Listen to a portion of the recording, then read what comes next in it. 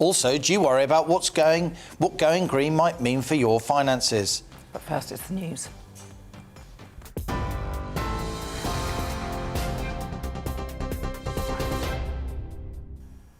Good afternoon, I'm Rosie Wright. Let's get you up to date at 2 o'clock. Boris Johnson has urged world leaders to take action on climate change, telling them it's 1 minute to midnight. The Prime Minister was speaking on the opening day of the COP26 climate summit in Glasgow. Around 120 heads of state and government saw the speech, including US President Joe Biden, French President Emmanuel Macron and Canadian Prime Minister Justin Trudeau. Boris Johnson said our children would pay the price of their inaction. The longer we fail to act, the worse it gets, and the higher the price when we are eventually forced by catastrophe to act, because humanity has long since run down the clock on climate change. It's 1 minute to midnight on that doomsday clock, and we need to act now.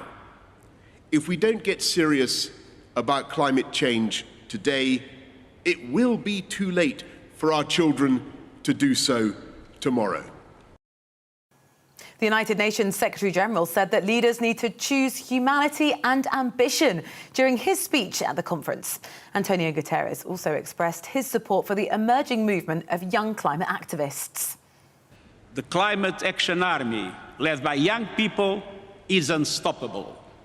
They are larger, they are louder, and I assure you they are not going away, and I stand with them. Prince Charles told world leaders they must partner with business in a vast military-style campaign if they stand any hope of achieving climate change. He likened the challenge they face to preparing for a war. The COVID-19 pandemic has shown us just how devastating a global cross-border threat can be. Climate change and biodiversity loss are no different. In fact, they pose an even greater existential threat, to the extent that we have to put ourselves on what might be called a warlike footing. And environmentalist David Attenborough told delegates that the time for action is now. In my lifetime, I've witnessed a terrible decline. In yours, you could and should witness a wonderful recovery. That desperate hope, ladies and gentlemen, delegates, excellency, is why the world is looking to you and why you are here. We'll have more coverage on COP throughout the day. Now, in other news, 13 people were treated in hospital following a train crash near Salisbury, according to the local NHS Foundation Trust. Yesterday, a passenger train derailed and then collided with a second train. British Transport Police confirmed there were no fatalities. National Rail have said disruption along the line is expected to continue for several days. The chief executive of Barclays Bank, Jez Staley, is stepping down from his role after an investigation by the financial watchdog into his links with convicted sex offender Jeffrey Epstein. Barclays said they were made aware of some of the information into the investigation and were disappointed but didn't provide details. The Financial Conduct Authority report, though, makes no findings that Mr Staley saw or was aware of any of Mr Epstein's alleged crimes. Mr Staley says he will contest the findings. If you've had 2 jabs of the COVID vaccine and they were over 6 months ago, as of today, you don't need an appointment for your booster jab. The third injection is now being offered at walk-in vaccination sites. The NHS is aiming to try to increase jab uptake ahead of what they've described as challenging winter months. NHS England says that more than 6 million people in the UK have already had their booster jab. Tottenham Hotspur head coach Nuno Espirito Santo has been sacked after only 4 months in charge. It comes after the club's 3-0 home loss to Manchester United, which is the team's 5th defeat in 10 games this season. Tottenham has said that a further coaching update will follow in due course. You are up to date here on GB News. I'll bring you the headlines at 4:30. Right now, back to Gloria and Liam.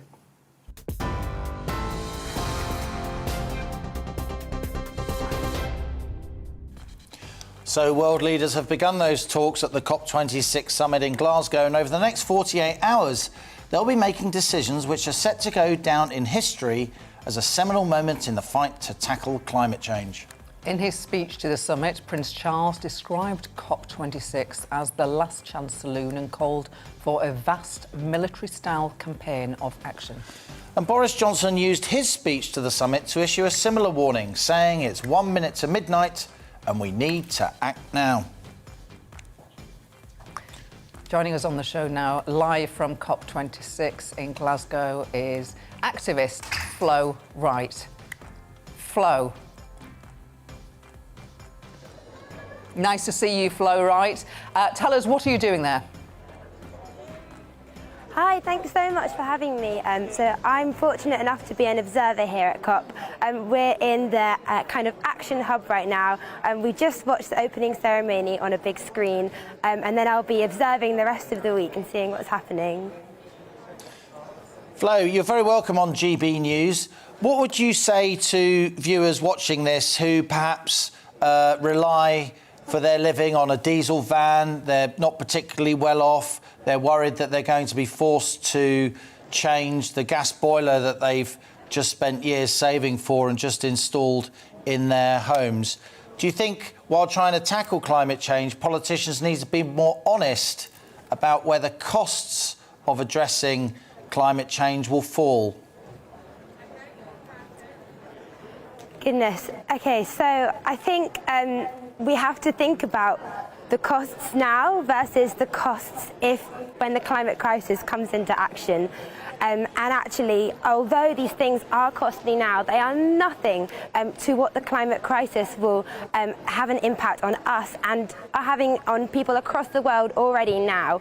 So although we are having these costs at the moment, such as kind of mitigation, getting away from fossil fuels, actually that will be so worth it in the future, and it is so important that we pay those costs now so we don't have to pay them later, and so that future generations aren't paying the costs for our lifestyles now. Flo, how will you measure success at this conference? So I think success could be many different things. What I'm mostly passionate about is climate finance, but disappointingly, our world leaders, particularly Boris Johnson, has already said that that climate finance isn't going to be completed until 2023. So it kind of feels like we've already on a back step for climate finance at the moment. But we're really hoping that that is something that will be championed this week. But that also things like loss and damage will be mentioned. All these things which champion people who have much bigger costs to the climate already now and have done the least to cause it.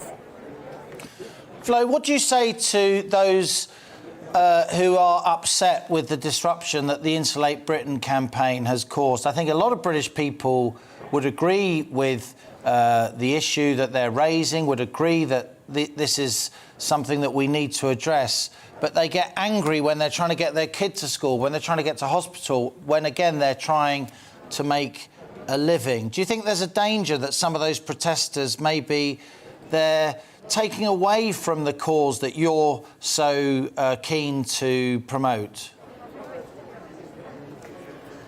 That's a funny one. So I don't personally agree with their methods, but I do personally think that having different people talking about different things in this space in different ways is helpful, but I personally wouldn't kind of campaign in that way.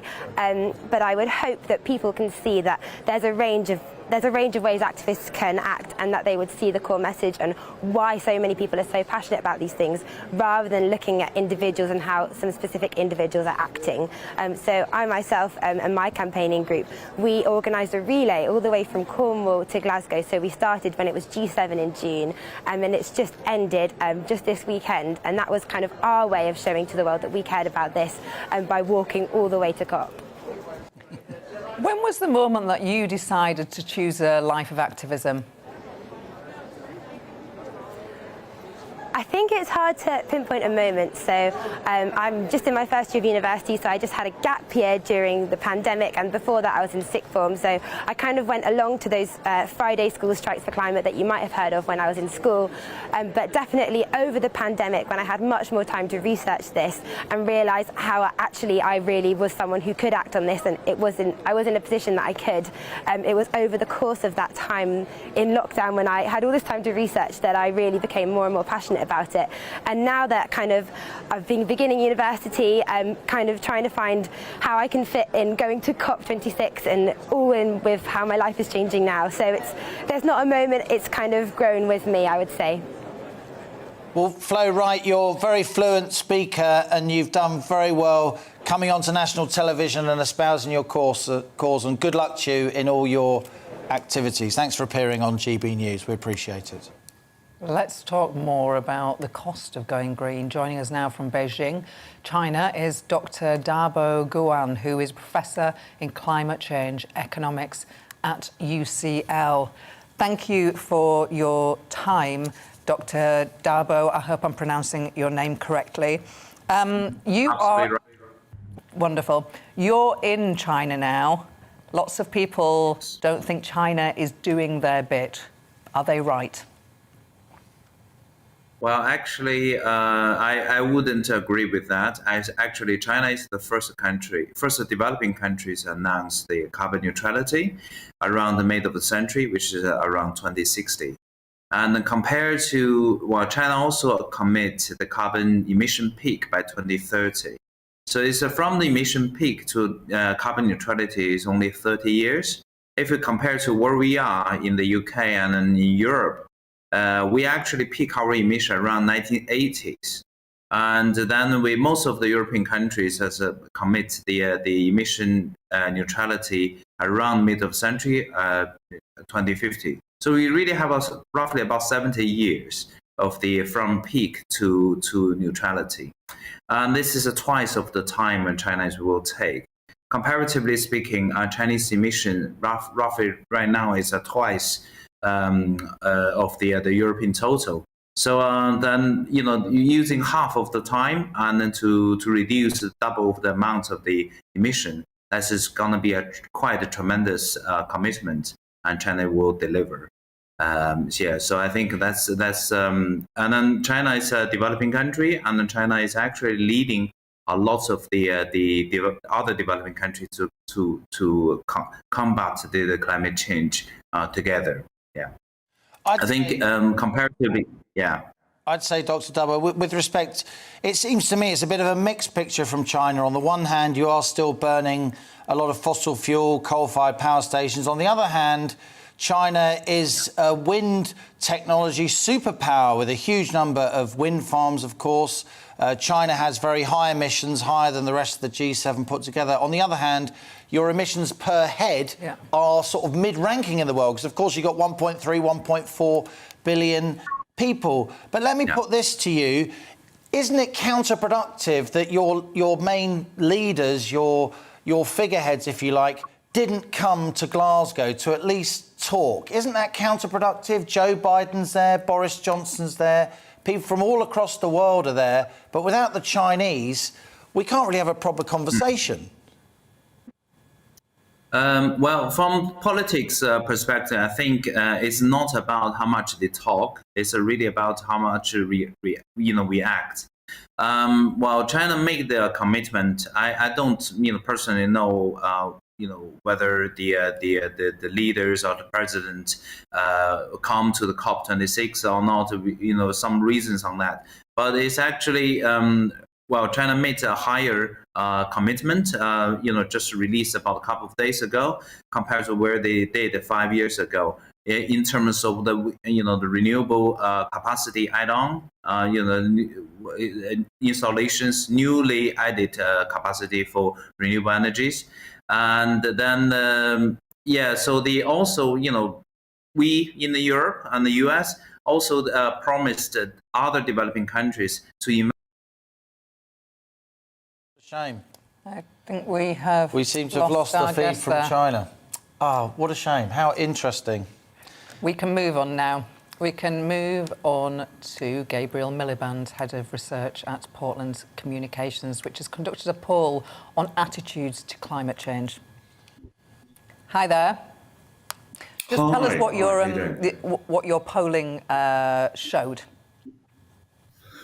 Well, it was quite surprising in many ways. I mean, the most interesting thing, I think, was the degree to which Tory voters from 2019 have got with the environmental programme in many ways, and are pretty much on side with the Prime Minister. So, for example, just 8% of Tory 2019 voters said that it was time for him to talk less, to shut up about greenery, that they wanted him to talk about other issues that they were more interested in. And that also, as well, was pretty much the same level of sentiment with people earning between £15,000 and £35,000 a year. So these are the C1, C2, Ds who delivered the majority to the Tories in the 2019 election. And the same with over 65s as well. So it really is the case that there is an upsurge of political support. The coalition that underpins this Tory party is pretty much on side with the Prime Minister. They wanted to talk about this. Put it to you that while a lot of people like the idea of tackling climate change, when it comes to actually brass tacks and paying for it, they're a lot less likely to support it. Doesn't your poll show that only 36% are willing to pay more than £50 a month on top of existing bills to limit carbon emissions? And isn't this the point? When it comes to costs, the Prime Minister and our political and media class in general have got quite a lot of explaining to do. I think that's a very good point. I think you're absolutely right. People want to do something about it, but if you ask them who should pay most of the responsibility, just 7% said me, my family, and other families like mine. Much higher percentages said big business, the taxpayer, or government, or the Chinese. So you're absolutely right. This is an issue where there's no better word for it. Leadership is going to be absolutely key, and taking people with you is going to be absolutely key. If the kind of action which the science suggests is necessary is actually going to be successful. So I think you're right, Liam. And how do you think people feel about what you might call hectoring? Don't eat meat, don't fly. If your gas boiler packs up after 2035, you can't get a new one. You have to get something much, much more expensive. Well, no one likes being hit with a bill, do they? Particularly an unexpected bill. So I don't imagine there's much enthusiasm for it. But there does seem to be an upsurge of opinion. And if you look at all the polling that's done on this, not just our own stuff at Portland, but if you look at some figures that ONS put out, if you look at the YouGov tracker on what's the most important issue, where the environment is now pretty consistently third, just below health and the economy, above defence, above immigration, above other issues that are conventionally seen as hot button issues, that there is a huge amount of support for it. So, look, it's a bind. There's no doubt about it. It's a really difficult place to be. But I am not at all convinced that there is much in the way of a political dividend for this Prime Minister or the Tory party in attempting to position themselves as people who are sceptical about difficult decisions being made. Gabriel, you're steeped in politics. What do you make of the Prime Minister's decision to not confirm whether or not he'll attend the COP26 summit at the end of the summit, as opposed to grandstanding at the beginning? I don't know. And look, what I do know is that there are huge diary pressures on every Prime Minister, and he has, a lot on his plate. So I don't know enough about that, I'm afraid, to venture an opinion. But I think it's important that he associate himself with it. One other thing that our poll found was there was actually quite a strong view, just below about half the view of the people of this country, that it was a good opportunity for this country to show leadership as well. The Prime Minister cares a great deal about global Britain. It's one of the three or so things that he wants to make into a stamp of his government. My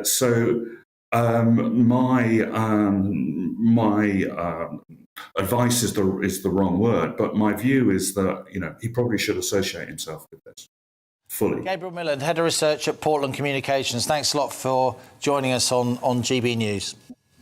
We've heard from some of our guests now debating whether COP26 can help fight climate change, or whether it's a complete waste of time. We want to know what you think about this. Maybe you're worried what going green might mean for your finances. Maybe you don't mind paying more to help save the planet. Let us know, whatever your thoughts are. You can email in to share your views on gbviews@gbnews.uk. Up next, we'll be going back to Glasgow to speak to our Scotland reporter on the huge security operation surrounding COP26. And that's after your weather. Hello again. Another windy day expected today with showers for many, even longer spells of rain in some places. But there will be some sunshine because it is an improving picture as this low moves away. This low brought some very lively weather to some parts of the UK on Sunday. It is now clearing slowly from the northeast of Scotland, but around that we've got tight isobars and some very strong winds, particularly for the north and the east of Scotland. A continued risk of gales in exposed spots here and some heavy rain arriving on those winds into northwest Scotland in particular. Some more prolonged rain also for northwest England moving into the North Midlands, but otherwise it's showers rather than long spells of rain and some sunny spells coming through, particularly in the south and the east. 12 to 13 Celsius here, 9 to 10 further north. And those temperatures falling away overnight with clear skies developing across central, southern and eastern UK, and with lighter winds in the south. A few mist patches forming across parts of southern England in some sheltered spots. Otherwise, showers continue to come into northern and western coastal areas, and it will stay blustery in the north, where temperatures will hold up at 6 or 7 Celsius, 2 or 3 in some sheltered spots in the south. Any mist tending to lift through the morning, and then some decent sunny spells for many during Tuesday morning. I think the cloud will build and showers will soon get going, and those showers will again be most frequent out towards the west and the north. With this cold wind coming in from the north, it's going to feel on the cool side, 10 to 12 Celsius generally. Any showers inland tend to ease on Tuesday, but they will continue across northern and western and perhaps 1 or 2 eastern coasts as well. Inland, plenty of clear skies on Tuesday night and plenty of sunshine to come inland on Wednesday. Coastal areas bearing the brunt of any showers through Wednesday and Thursday. Cloudier skies on Friday. Join me, Alex Phillips, for the afternoon agenda on GB News, Monday to Thursday from 4 p.m. till 6 p.m. We don't lecture to you or try to tell you what to think. We do a deep delve into a topic with views from across the range of debate, therefore leaving you, the viewer, to make up your own mind. Join me, Alex Phillips, for the afternoon agenda on GB News, 4 till 6, Monday to Thursday.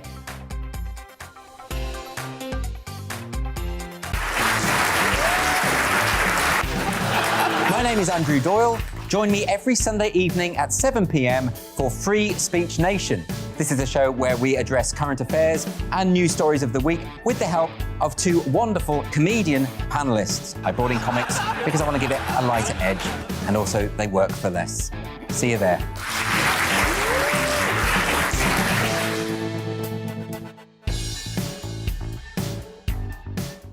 I'm Colin Brazier. I've reported from more than 70 countries around the world, covered wars from Afghanistan to Iraq, from Lebanon to the Balkans. I'm trying to bring that experience, that feel for events, to the studio. And something else, I'm ready to give an opinion. Today's stories with a spark. Brazier from 8 p.m. weekdays on GB News. Join us for Political Correction. We're here every Sunday to correct politics and put you, the people, back in charge. We talk about all areas of the United Kingdom, including Northern Ireland. Our debate goes way beyond the Westminster Village. It's about the real country. It's about your opinion. So please, we want you to tell us what you think. This is Political Correction. Every Sunday morning from 10 a.m. here on GB News.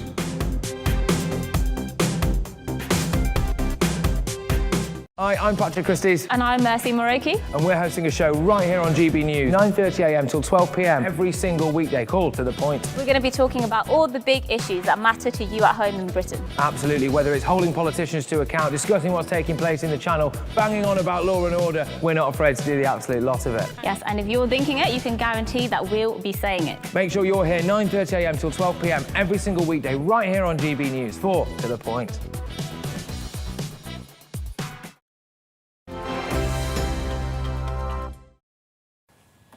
Welcome back. Remember, you can join the debate. We're asking if COP26 can help fight climate change. Do you care? Are you worried about what green might mean for your finances? Get in touch with your view. Email gbviews@gbnews.uk or tweet us at gbnews. Now, Boris Johnson delivered his speech to world leaders around midday today. Here's some of what he had to say in the opening ceremony of COP26 in Glasgow. Good afternoon, everybody. Welcome to COP. Welcome to Glasgow and to Scotland, whose most globally famous fictional son is almost certainly a man called James Bond, who generally comes to the climax of his highly lucrative films strapped to a doomsday device, desperately trying to work out which coloured wire to pull to turn it off, while a red digital clock ticks down remorselessly to a detonation that will end human life as we know it. And we are in roughly the same position, my fellow global leaders, as James Bond today. Except that the tragedy is, this is not a movie. And the doomsday device is real. And the clock is ticking to the furious rhythm of hundreds of billions of pistons and turbines and furnaces and engines with which we are pumping carbon into the air faster and faster, record outputs, and quilting the earth in an invisible and suffocating blanket of CO2, raising the temperature of the planet with a speed and an abruptness that is entirely man-made. And we know what the scientists tell us, and we have learned not to ignore them. 2 degrees more, and we jeopardize the food supply for hundreds of millions of people as crops wither, locusts swarm. 3 degrees, and you can add more wildfires and cyclones, twice as many, 5 times as many droughts, and 36 times as many heat waves. 4 degrees, and we say goodbye to whole cities. Miami, Alexandria, Shanghai, all lost beneath the waves. And the longer we fail to act, the worse it gets. Boris Johnson there talking at the opening of the COP26 summit in Glasgow. And in Glasgow, of course, is Davy Donaldson, GB News Scotland reporter. Davy, protesters have descended on the city. How's the atmosphere? Atmosphere not bad at all. I've literally just missed William and Kate. They came into Central Station just as I was coming through coming down the road there. So they're here. There's no doubt about that. Bad timing on my part, but can't be everywhere. But yeah, there's lots of protesters going to be coming here. Red Rebel Rebellion, Red Rebel Brigade. They're coming here with Extinction Rebellion round about 4 o'clock. This is part of a 3-day protest as they make their way up from the southwest of England. So I'm expecting them here at Glasgow Central Station, as I say, round about 4 o'clock. Now I'm told it's going to be a peaceful protest, so we'll see how peaceful that actually is. I mean, obviously there's a strong police presence at the station, as you can imagine. But yeah, this is just a series of protests that are going to take place across the city. I thought I may get a day off this week. That is clearly not going to happen because there is protest just about every day, and sometimes there'll be more than one a day. So tomorrow morning I understood there's one about 10:30 down at what's known locally as the Squinty Bridge in Glasgow. So there's protest taking place there. There's another on Wednesday. I'm pretty sure there'll be one on Thursday if there's not one already, Friday, and then the big one on Saturday, of course. We're expecting 100,000 people. So this place is going to be swarming. You know, Glasgow City Centre, out by where the Hydro and SEC is, where the COP26 conference is taking place, absolutely swarming as well. But, of course, there's a huge police cordon there. I was there earlier on today, and I could really not get anywhere near the SEC and obviously the Hydro where COP26 is taking place because of the sheer size of the cordon, and police helicopter flying above, police boats out, Coast Guard a lot, just to make sure, and security around all the buildings nearby, and understandably so. But yeah, I mean, a huge volume of protesters expected. And Do Scots, do Glaswegians feel pride that this big global event is happening in Scotland, or actually is it a bit of a nuisance? I think it's a bit of both, if you're being honest. I think a lot of people will take pride that it's happening in Glasgow. I think a lot of people will be delighted it's happening here. But you're always going to have the flip side of that people will say it's a huge inconvenience. And will it actually achieve anything? We've already heard that China not coming, Russia not coming. So I think people are a little bit sceptical about how much of a difference this is actually going to make, and weighing that up against how much inconvenience to the daily lives as well. And the same, we've all got to be in it together, but I think without China and Russia, a lot of people are looking at that and saying, well, how much of a difference is this going to make going forward for all the upheaval they're having to endure in the short term? And we've seen protesters, Davey, not least Insulate Britain, disrupting big parts of London, of course. Glasgow's a smaller city, obviously a very, very important city. Will it be able to cope? Do you think there is going to be disruption as opposed to just peaceful protest? Is that what the police are expecting? Yeah, I think what when I spoke to Police Scotland around about 2.5, 3 weeks ago, I was at that media conference and spoke to the Assistant Chief Constable and Deputy Chief Constable, and they laid out, what engagement, as they called it, they'd had with the various protest groups. They said they've spoken to Extinction Rebellion, they've spoken to Greenpeace, they've spoken to a number of different groups to try and, they said facilitate peaceful protest. But they did say that, some of the groups didn't tell them exactly their full plans of exactly what they're going to do. And it's that part that you'd have to say that maybe would worry Police Scotland and certainly put them on the back foot in terms of thinking, well, hang on a second, we need to be very vigilant here, because clearly we're not being told the whole plan, and you would expect that. Why would the protesters tell Police Scotland exactly what they're trying to do? But that's certainly going to make Police Scotland think, well, hang on a second, we need to brace ourselves for something that may happen. It may be sinister, it may not. It may end up just being trying to blockade roads. And Police Scotland were very, very clear about this. They said that people that try to block the arteries, as they called it, of Scotland or Glasgow will be removed. David Donaldson, thank you for that update. David Donaldson there, GB News Scotland correspondent in Glasgow. Right after the break, it's all about your opinion. Join the debate on DePiero and Halligan. But first, let's get the news headlines.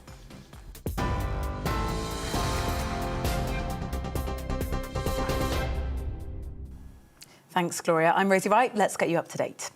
Boris Johnson has urged the world's leaders to take action on climate change, telling them it's 1 minute to midnight, and if they don't get serious now, it will be too late for our children tomorrow. The Prime Minister was speaking on the opening day of the COP26 Climate Summit in Glasgow. Around 120 heads of state and government saw the speech, including US President Joe Biden, French President Emmanuel Macron and the Canadian Prime Minister Justin Trudeau. Police say one of the drivers involved in the Salisbury train crash has life-changing injuries. 92 people were on 2 passenger trains when they collided on Sunday evening. 13 people were treated in hospital, with 1 individual still receiving treatment. National Rail say disruption along the line is expected to continue for several days.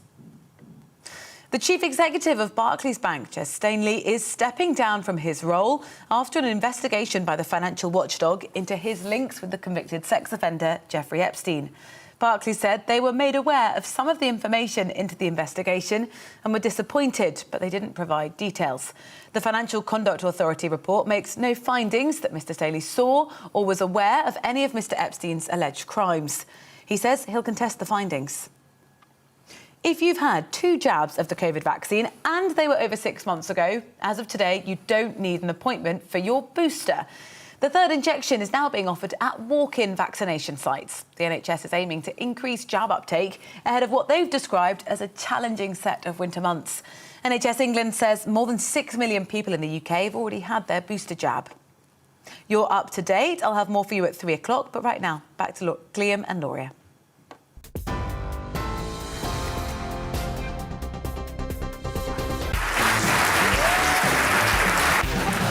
My name is Andrew Doyle. Join me every Sunday evening at 7 p.m. for Free Speech Nation. This is a show where we address current affairs and news stories of the week with the help of two wonderful comedian panellists. I brought in comics because I want to give it a lighter edge, and also they work for less. See you there.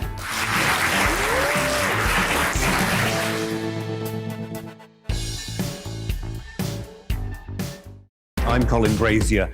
I've reported from more than 70 countries around the world, covered wars from Afghanistan to Iraq, from Lebanon to the Balkans. I'm trying to bring that experience, that feel for events, to the studio. And something else, I'm ready to give an opinion. Today's stories with a spark. Brazier from 8 p.m. weekdays on GB News. Join us for Political Correction.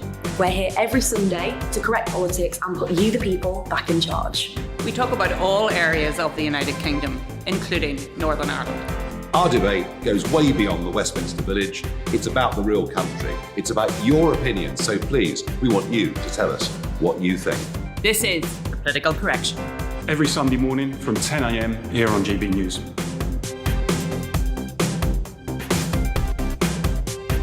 Hi, I'm Patrick Christie's. And I'm Mercy Moroki. And we're hosting a show right here on GB News, 9:30 a.m. till 12 p.m. every single weekday, called To The Point. We're going to be talking about all the big issues that matter to you at home in Britain. Absolutely, whether it's holding politicians to account, discussing what's taking place in the Channel, banging on about law and order, we're not afraid to do the absolute lot of it. Yes, and if you're thinking it, you can guarantee that we'll be saying it. Make sure you're here 9:30 a.m. till 12 p.m. every single weekday, right here on GB News for To The Point.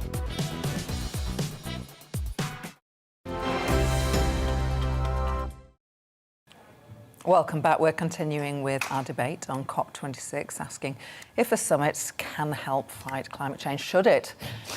Joining us on the show now is co-founder of A Plastic Planet, Sian Sutherland, who joins us from the COP26 summit in Glasgow. Sian, good afternoon. Is anything really concrete being achieved in Glasgow apart from lots of talking? Well, of course, there is going to be a lot of talking. And I guess today is the first day that it actually begins. Joe Biden has just arrived.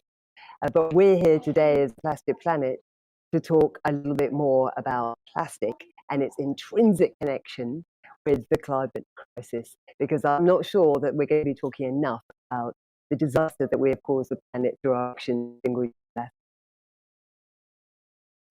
Why do you think that is? Why? I mean, we've done a lot on plastic, haven't we? We charge now for plastic bags. We recycle, although you can't recycle plastic. Before you tell me that, I'm just thinking off the top of my head. But we've come a long way on our use of plastic. We all know it's bad now.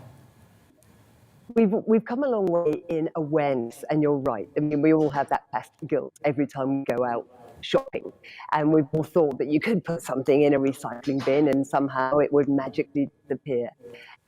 Fortunately, we know that's no longer the case. That's never been the case, that this recycling myth really doesn't exist. The problem that we have right now is that somehow the plastics industry has magically uncoupled the plastic crisis from the carbon crisis.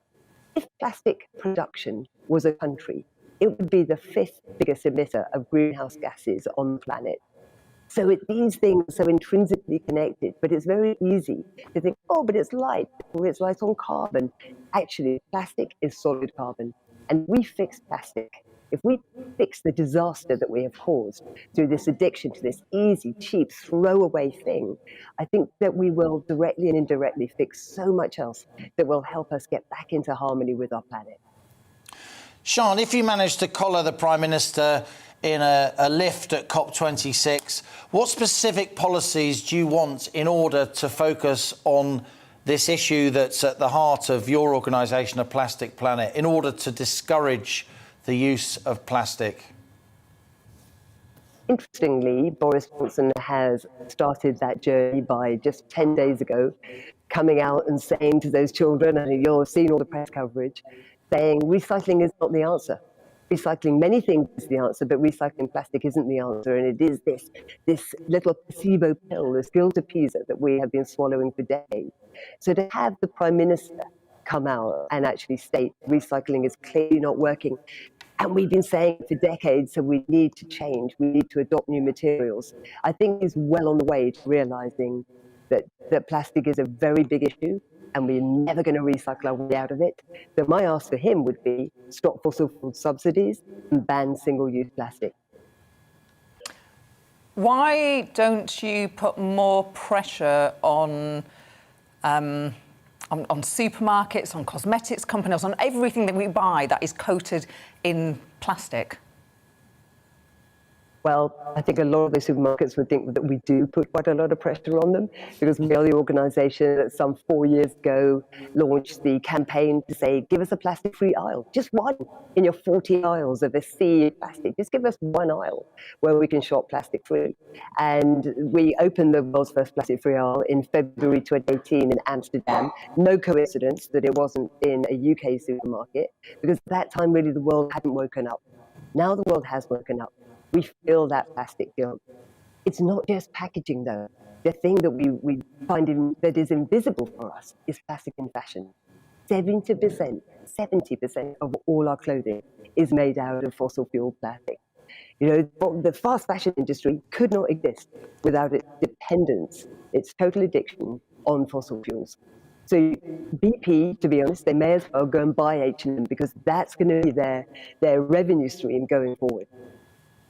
Sian Sutherland, co-founder of A Plastic Planet, thanks for joining us from the COP26 summit. Joining us on the show next is the chair of Climate Change Alliance and psychologist Dr. Judith Anderson. Hi, thank you. It's Climate Psychology Alliance. I beg your pardon. Thank you for correcting me. So, tell me what your assessment is. Are we going to annoy people by seemingly hectoring them on what they can and can't do, or is a bit of nudge, bit of more carrot than stick? What works? I think I'd like to go a little bit deeper than that and just explain how much people are very concerned about climate change. And I think if we can understand that and relate to that, then people may be more prepared to take the actions that are necessary. And Dr. Anderson, do you think, what kind of impact is climate change having on particularly the younger generation? You know, school geography lessons now are often very heavily focused on climate change. You get kids worried about the future of the Earth. Are we not overdoing it a little bit? I don't think so, actually. I think, yes, you're right. In fact, children are taught about climate change from about the age of 8. In very friendly ways. And we in the Climate Psychology Alliance work with teachers so that teachers can be helped to understand the impact that this information has. It's not just raw facts. But I don't think we're worrying children unnecessarily. I think children who are properly scientifically educated understand the gravity of the situation. So they're not being made anxious. They're actually showing what the Royal College of Psychiatrists very carefully described as a realistic reaction to reality, which actually shows that they care. And that's why I said earlier that actually if we can get inside what people are feeling about climate change and the number of people who actually want governments to take action, then we have a chance of making change, because then politicians will act if they know that their constituents really care about this situation. But you're really, I'm so glad you're asking me about young people, because the evidence is that many young people all over the world, and especially those who are actually seeing the direct impacts of climate change on their countries, for example, in the low-lying islands, where sea level rise is degrading, where their crops can be grown and actually where they can live, feel very anxious. They know that their future may be much less secure than that of their parents. And what makes matters worse is they feel betrayed by governments. Well, actually, when you look more closely at the polling evidence, broad support for wanting to tackle climate change, ask if you or your family is willing to pay the cost of doing so personally, and that support pretty much evaporates. People don't like being told what to do. Oh, absolutely. I think that's right. But I think that governments need to explain what the effect of inaction will be. That if we don't act on climate change, which may cost, if we act on climate change, that may cost us about 1% of GDP. If we don't act, we're facing a bill of 20% of GDP. And I think when people can understand that and can also understand the benefits. So, for example, in the UK, between 24 and 36,000 people die because of pollution-related illnesses. Who is not to want the kind of changes that will prevent those kind of deaths and also the illnesses that go with that? Who is not going to want the kind of society where, if it's made much easier, if we're able to walk and bicycle, that our health will improve? Sharp end, though, Dr. Anderson, I'm with you in spirit, but at the sharp end, people watching this show who have got a diesel van upon which they're living for their kids and depends. It's not that they don't care about the world, it's just that they need to make a living. And they haven't got the option of bicycling around a university town. They haven't got the option of following a green agenda when they can't afford to replace a gas boiler in their house. Isn't there just the slightest danger that some of the messaging from the political and media class comes a little bit de haut en bas, if you excuse my mispronounced French? I think that of course, we should have been acting on this sooner. If we'd started in 2000, we could be on a much steeper, a much more gradual decline.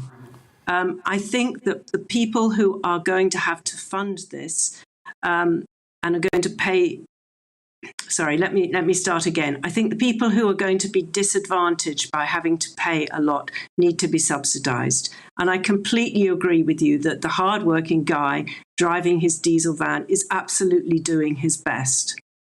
And of course, what may need to happen is he may be needed to be helped to subsidise that, to subsidise a purchase for a less carbon-emitting vehicle.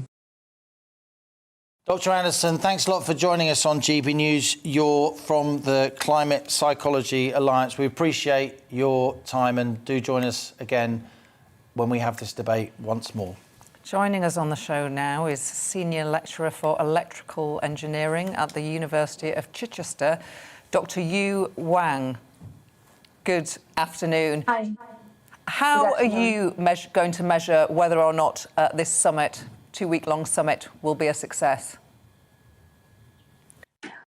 Well, I think that the aim of this summit is to basically see where we are, basically looking back first to see our achievement from the last major Paris Agreement, and also to set the step forward to put us basically on track on the decarbonization. What do you think of the? What do you, Dr. Wang? What do you think of the fact that China, Russia, Saudi Arabia, some of the really big voices in this debate? China as a big net emitter, of course. Saudi Arabia and Russia as huge producers of hydrocarbons, of course, which they export to a big degree. But when you've got major players like that not turning up at COP or pushing for a 2060 agenda rather than a 2050 agenda, which much of the rest of the world is pushing, isn't it counterproductive? Well, because my background, because I came from China, and then I do know that China has, I'm sure that other countries you mentioned along with China has all put great effort already in this decarbonization route, because it's not a one country's effort, as you rightly point out. So, for example, in terms of the number of the installation of renewable offshore wind, particularly, China is actually among the top, as well as the solar panel, the solar energy installation. So on this figure, we can see that these major countries have put a lot of effort alongside with other countries. So I'm not sure, maybe due to the COVID regulations, that could be put a disturbance for this showing up, but I'm sure they will be attending it in other alternative way. But in terms of the actual effort the different countries put in, I don't think, as I said, a lot of effort has already been putting in, and is actually leading the installation of the different forms of renewable energy. One would assume that the rich are responsible for most carbon emissions. I use that logic because they will have bigger homes to heat, they will fly more, they will have bigger cars. So should we focus our energies on those people who are responsible for most emissions and ensure that ordinary people don't have to pay the price? Well, I think it's good for people to have carbon awareness for doing different things, but I don't think that should be a hinder against people's, let's say, normal life plans. And then in terms of, let's say, using the rich people's income to help with to achieve more of the decarbonization target, I think, let's say, the different incentives. As I joined, I heard that about, let's say, either on the diesel or, let's say, on the building to make it more efficient. These incentives, the $5,000 one for, let's say, for heat pump conversion, this is all coming from the taxpayers' money eventually. And then if you think, so the richer people will contribute proportionally more to achieve. Dr. Wang, you specialise in electrical engineering, wind turbines and so on. The UK and Norwegian governments between them are building the world's biggest offshore wind farm in the North Sea. As you rightly say, and we've mentioned already on this show, China is rolling out huge wind farms as well. How important do you think wind technology can be? Some people are still quite sceptical. Do you think it can play a major part of solving the global energy crisis? Yes, I do hope has a very positive opinion towards the wind's role in achieving the decarbonization. And as a matter of fact, in the UK, as well as other major countries, offshore wind, particularly offshore wind, is actually taking a large proportion if you look at the breakdown of the different renewable energies contribution towards the total renewable energy generation.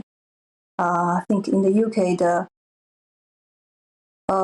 wind is actually over close to 50%, if not closer to that at the moment. And from the Prime Minister's 10-point plan to guide the future decarbonization actions, offshore has also been listed on one of the areas that we are going to target in the UK. Thanks a lot for that update. Dr. Yu Wang there from the University of Chichester. We've been receiving lots of emails from you throughout the show. Glyn says, nobody says anything about the elephant in the room, which is that the world population is out of control. Over the next century, it needs to be reduced to at least 4 billion people. Julia says, I think if families are really concerned about the future of the planet for their children, grandchildren, etc., they need to take a good look at all the wasteful spending on toys which are hardly used, technology such as mobile phones which get replaced after 2 years as the new model does something even quicker, whether they actually need that second car. If we don't change our ways and consume less stuff, then we'll get nowhere. I think those are some very sensible and more practical points. I've got an ancient... I know you've got a new mobile phone, but only because you lost your old one. So I'm not... I just wanted to make that clear before I said, this is about, I don't know, 10 years out. Why do people replace their phones every 2 years? Should I be embarrassed about it? Because they want to pose in the pub with their new phone. Right? Am I losing? People say, what mobile have you got? I say, I don't even know. I tell you what, though, what I think is really interesting, I was talking to Tom Harwood about this earlier, Boris Johnson, he's there at the front of the summit in the opening day or so, but he's not saying if he's going to turn up at the end, and I think that's telling. He's concerned that this could turn... There might be no proper communique, there might be no big breakthrough, as there was in Paris 5 years ago. What do you think? I think there will be something more than there was at the start of the week in 2 weeks. I mean, I think there is a... you can be too cynical about this. I mean, when all World One can be, and, you know, I'm as tempted to be as probably the next person, but you get all those leaders in one place, they can't come away and go, nah, nothing to see here, we just came for a couple of weeks to Glasgow, but we didn't do anything. They have to say something. I tell you what I'm glad of, though, Gloria. In recent weeks, particularly on GB News, I'd say, and including on our show, we are at least talking about the costs of this to ordinary households, to ordinary men and women. Until recently, if you even mentioned the cost, you were seen as some kind of an immoral person who doesn't care about climate change. That is changing. If your gas boiler goes now, it's about £2.5 grand. It's a lot. That's right. But if your gas boiler goes after 2035, then, I mean, a heat pump's like £15,000 or something. Plumbers I know say that the technology isn't even there yet. You've been watching DePiero and Halligan on GB News. We're back tomorrow at 2. I'll be back at midday. He'll be back at 1. And just a moment, it's Darren McCaffrey. He'll be joining you from COP26 with a host of guests. Thanks a lot for joining us on GB News. Stay with us.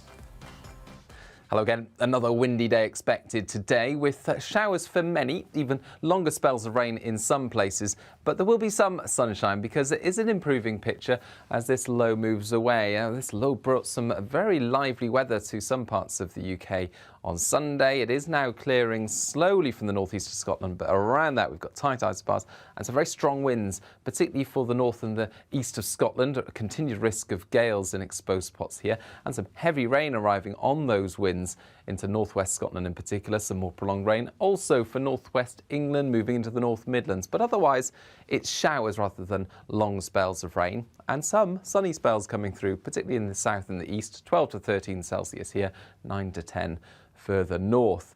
And those temperatures falling away overnight with clear skies developing across central, southern and eastern UK, and with lighter winds in the south. A few mist patches forming across parts of southern England in some sheltered spots. Otherwise, showers continue to come into northern and western coastal areas, and it will stay blustery in the north, where temperatures will hold up at 6 or 7 Celsius, 2 or 3 in some sheltered spots in the south. Any mist tending to lift through the morning, and then some decent sunny spells for many during Tuesday morning. I think the cloud will build and showers will soon get going, and those showers will again be most frequent out towards the west and the north. With this cold wind coming in from the north, it's going to feel on the cool side.